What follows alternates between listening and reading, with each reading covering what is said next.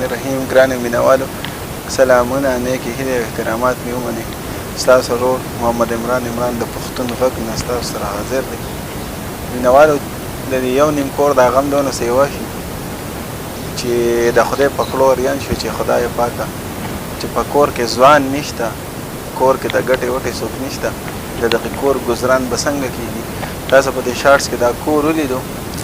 چې دغه کور ډېر د ستونزو سره مخ دی، ډېرې مسلې دي ورته او څه کوشش مونږ کړی دی او دغه یو رانه پاتې و چې دا ماشومه وه مذوبه ده، مخکې وړه وه اوس راغټه شوه او تقریبا چې هر وخت دا بیماره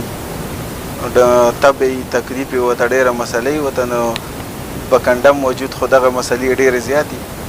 نو زموږ دغه کوشش و چې کو دې ماشومې له چېرته د ویلچیر غم څوک وکړي ځکه چې مور یې بار بار دغه ستونزه موږ ته بیان کړه چې دغه مسله دې ته راځي چې ناجوړه نو زه یې په غېږ باندې نشم بوتلی او دغه غربت وهلې دغه مور چې هغه د ډېرو ستونزو سره مخ ته ده او خاوند یې هم نشته، وفات دی، نو د هغې هېڅوک هم نشته، نو دا ماشوم هغه یوازې په غېږ باندې نشي بوتلی او دغسې غربت وهلې مور چې نو هغه ډېره کمزوري، د هغې د ملا تیر ماتي، د چا سره زور او وس د هغې نه چې څه وکړي، دغه د خپو زور د لاسو زور د هغې ختم یا خپلو بچو ته په دې کړم وجود باندې ناست دی چې د چای او د روټۍ وس هم د هغوی نه کېږي، نو دغه ماشوم به په غېږ څنګه بوځي؟ زموږ ورته په خپله باندې دا د ملا ماته ده چې دا ماشومې سره به دوی څه کوي، د دې کور سره به څه کوي، دا کور به څنګه چلی؟ نو دغه یو خواست دی چې کم مخوریز خلک دي یا چېرته لاس رسي د خدمت فاونډیشن ته هم زموږ خواست دی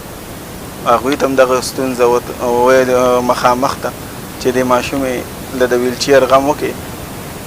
او دا ماشومه چې دا مور ته اسانه شي چې ډاکټر لی په اسانه بوځي او راولي، نو ډېره مسله ده ورته او خاص طور دې ته د پیمپر ضرورت هم راځي او د دغې مور هېڅ وس دس نشته. د دې نه موږ مخکې ویډیو کړې ده، دا د شیرعالم مرحوم کور دی چې د هغه درې بچي زموږ په چاپېرچل کې داسې خلک هم شته چې هغوی احساس لري د جمیل نظیب غونته کې خلک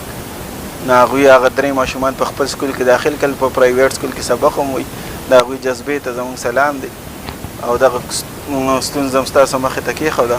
نو چې څوک هم د دوی سره د ویلچیر وس کولی شي یا ورسره نور څه امداد کولی شي، دغه د دوی کور دی په څښاکوټ شهید مالک اوسېږي او موبایل ورسره نشته، د افتاب نمبر په تاسو ته په سکرین باندې ښکاري او زما نمبر هم، خو چې څوک ستا رابطه کوي د افتاب سره یې وکړئ، ما سره مه کوئ.